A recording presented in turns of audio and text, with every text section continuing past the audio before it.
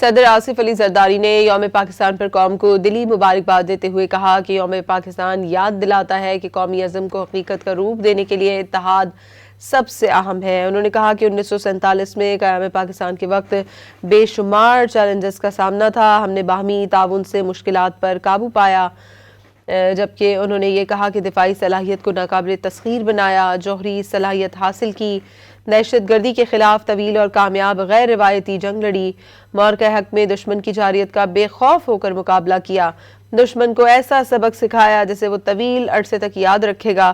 وزیر اعظم نے بھی یوم پاکستان پر پوری قوم کو دل کی گہرائیوں سے مبارکباد دیتے ہوئے 23 مارچ کے دن کو جنوبی ایشیا کی تاریخ میں اہم سنگ میل قرار دیا۔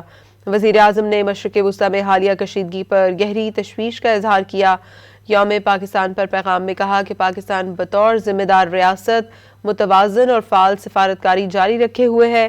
وزیر اعظم نے کہا کہ چیلنجز کے باوجود پاکستان کی معیشت کو پائیدار ترقی کی راہ پر ڈال دیا، مثبت اقتصادی اشاریے درست سمت کا ثبوت ہے۔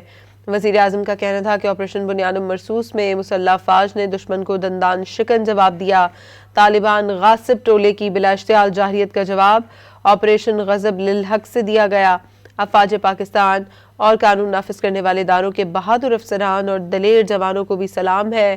وزیر اعظم نے مقبوضہ کشمیر کے مظلوم عوام کی اخلاقی، سیاسی اور سفارتی حمایت جاری رکھنے کے عزم کا بھی اعادہ کیا۔